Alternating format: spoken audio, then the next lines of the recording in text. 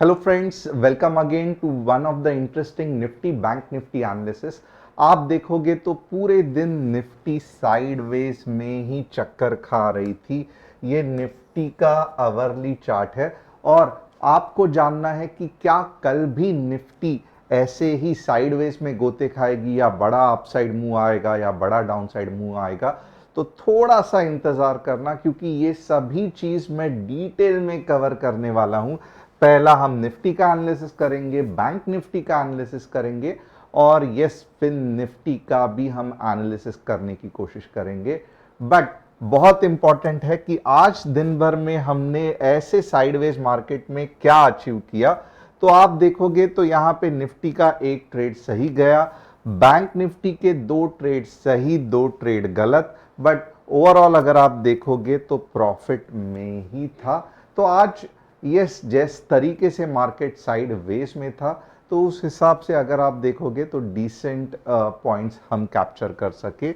Apart from that हम और क्या डिस्कस करने वाले हैं, तो यहां पे आप देखोगे तो Rashtriya chemical fertiliser, IRB infrastructure and happiest mindset, ये 3 स्टॉक्स हम एनालिसिस करने वाले हैं। अगर आप चाहते हैं कि मैं आपका भी कोई स्टॉक एनालिसिस करो purely technical point of view से, ना ही कि मैं बाय या सेल रिकमेंडेशन दूंगा, तो आप क्या करोगे, कमेंट सेक्शन में डेफिनेटली कमेंट करके बताना कि कौन सा स्टॉक ऐसा है जो आपको मेरे से एनालिसिस करवाना है। एट द सेम टाइम आपको ऐसे एनालिसिस जानने हैं कि ये एनालिसिस कैसे किया, ये कैसे किया, ये कैसे किया, तो डिस्क्रिप्शन में जो व्हाट्सएप कम्युनिटी की लिंक है उसे क्लिक करके आप हमारे फैमिली के साथ जुड़ सकते हो। चैनल को सब्सक्राइब, बेल बटन को हिट करना बिल्कुल भी मत भूलना अगर आप नए हैं तो। अपार्ट फ्रॉम दैट कौन सी ऐसी इंपॉर्टेंट न्यूज है आज दिन भर में, तो पटेल इंजीनियरिंग अगर आप देखोगे, JV receives letter of acceptance for a project worth 525 crore, share is at 268। तो यहां पे आप देखोगे पटेल इंजीनियरिंग में थोड़ी सी आपको हलचल देखने मिलेगी। Axis bank to raise 4000 crore via NCDs, base issue is 1000 crore and green shoe option is 3000 crore. अब इससे डेफिनेटली आने वाले बिजनेस एक्सिस बैंक का कुछ प्रॉफिट के ग्रोथ ये सब हो सकता है। तो as such immediate stock market के प्राइस पे कुछ ज़्यादा फर्क नहीं पड़ने वाला है, बट आने वाले कुछ समय में जैसे जैसे ये नॉन कन्वर्टेबल डिबेंचर्स के फंड्स रेज होंगे, बाद में उस पर इंटरेस्ट ये होगा, तो आप देखोगे ये सभी चीज़ एक्सिस के लिए एक पॉजिटिव डायरेक्शन में लेके जाएगी। बहुत important note, Tata Motors 2 business में डीमर्ज हो रहा है, और जब भी कोई बिजनेस डीमर्ज होता है, अच्छा बिजनेस जैसे कि टाटा मोटर्स है डीमर्ज हो रहा है, तो शेयर्स में वैल्यू अनलॉकिंग होती है। तो टाटा मोटर्स पे डेफिनेटली कल ध्यान देना। एट द सेम टाइम आप अगर निफ्टी के या निफ्टी 500 का एनालिसिस करोगे, तो आपको कुछ चीज ध्यान देनी जैसी रहेगी। यहाँ पे आप देखोगे तो सबसे पहले ऑयल एंड गैस के स्टॉक्स थोड़े से ऊपर आ रहे हैं। तो ओवरऑल अगर आप देखोगे तो एमजीएल, गेल, ये सब स्टॉक्स अच्छे खासे, आईओसीएल, ओआईएल, ये सब स्टॉक्स अच्छे खासे ऊपर आ रहे हैं। तो बेसिकली ये स्टॉक्स में पैसा फ्लो हो रहा है। आप निफ्टी 500 का एनालिसिस अगर उसके हीट मैप का करोगे तो आपको अच्छा खासा पता चलेगा कि कौन से स्टॉक्स है जो, या कौन से सेक्टर्स है जहां पे ट्रैक्शन बिल्डअप हो रहा है। तो ये रहा ओवरऑल एनालिसिस। अब चलते हैं स्पेसिफिक निफ्टी के एनालिसिस के तरफ। अब कोई मुझे कहेगा कि निफ्टी के साथ क्या होने वाला है, तो निफ्टी अगर आप देखोगे तो ये रहा निफ्टी का आवरली चार्ट। अब ये जो पार्ट है ना, ये मोर और लेस हम इसे फ्लैग एंड पोल की तरह भी ट्रीट कर सकते हैं। तो यहां से निफ्टी कहां तक जाएगी, तो जिस हिसाब से ये बिल्टअप हुआ है, मुझे नहीं लगता है कि स्ट्रेट अवे कुछ ऐसा होके ऊपर चली जाएगी। ये थोड़ा सा रेयर है, ये हो सकता है, मैं बिल्कुल भी नहीं कह रहा हूं कि ऐसे नहीं हो सकता है, बट जो मोस्ट सही तरीका है वापस एक बड़ी रैली आने का, वो कैसे है, तो यहां पे आप देखोगे तो अच्छा खासा एक सपोर्ट है ये वाले जोन में। इनफैक्ट दो जोन है, 22,300 के आसपास एक सपोर्ट जोन है और 22,350 के आसपास एक सपोर्ट जोन है। तो ये जो दो सपोर्ट जोन है ना, अगर निफ्टी यहाँ पे हिट करके ये पूरा 22,300 से लेके 22,350 ये वाले सपोर्ट जोन में अगर निफ्टी हिट करके सपोर्ट ले लेती है तो क्यों निफ्टी ऊपर जाएगी? इसका लॉजिक सिंपल है, क्योंकि यहाँ पे जो कोई भी सेलर्स थे जो बड़े बड़े रेड कैंडल्स कर रहे थे, उन्होंने पूरा ईड़ी चोटी का जोर लगाया निफ्टी को नीचे ढकेलने के लिए। बट ये जो बायर्स है ये बहुत पावरफुल निकले।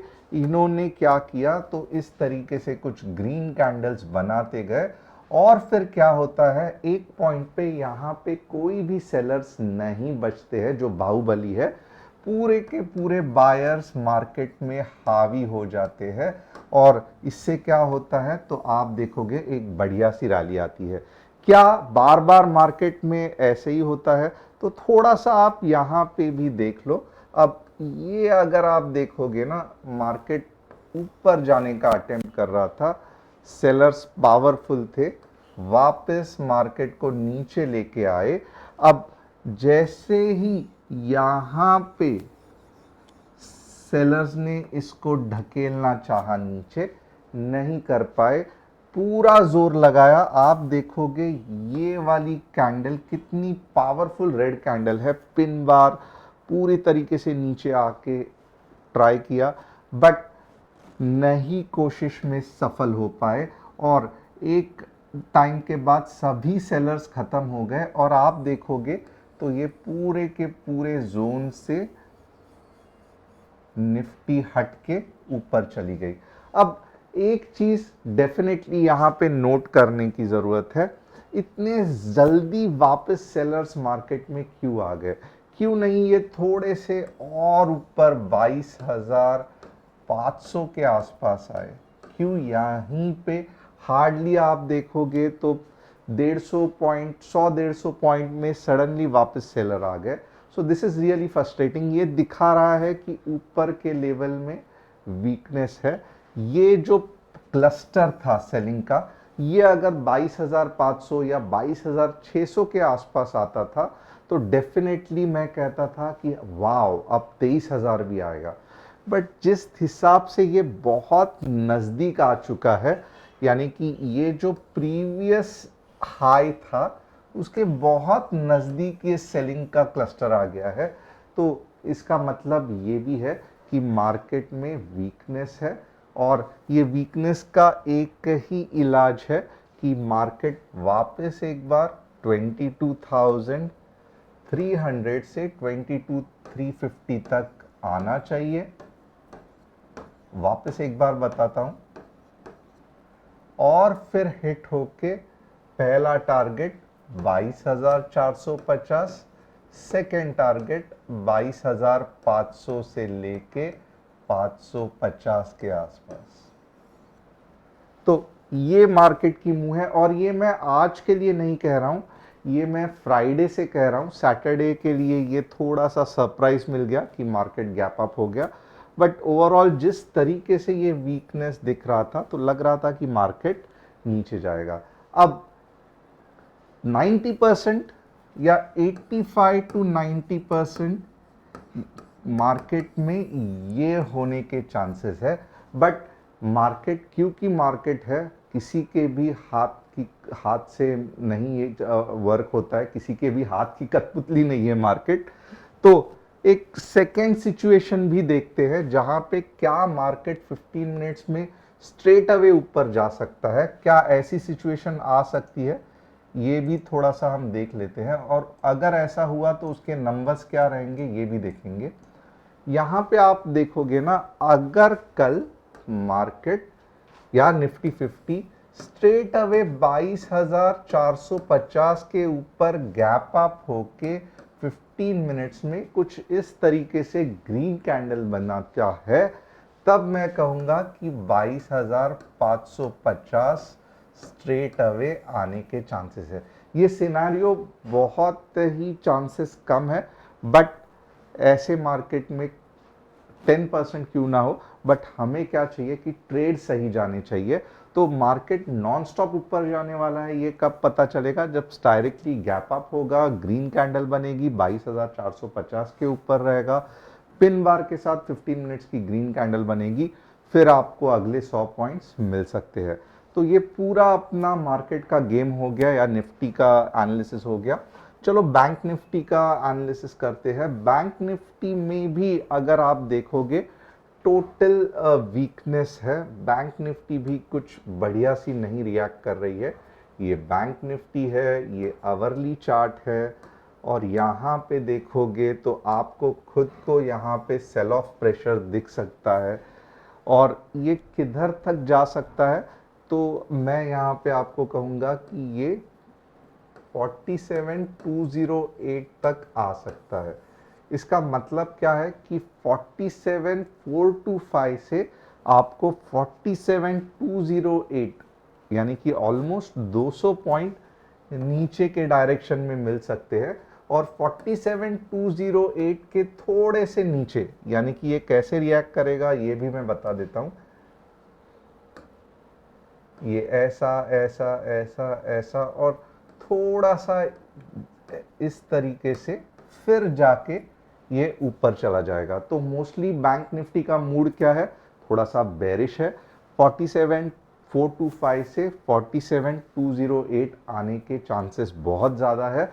आप लॉन्ग कब जाओगे? जब ये वाले बाइंग के जोन में एक ऐसी कुछ कैंडल आवरली में आ जाएगी। ये 90% चांसेस है। 10% चांसेस ऐसा भी है कि स्ट्रेट अवे गैप अप हो गया, हम वो भी सिनेरियो देखेंगे।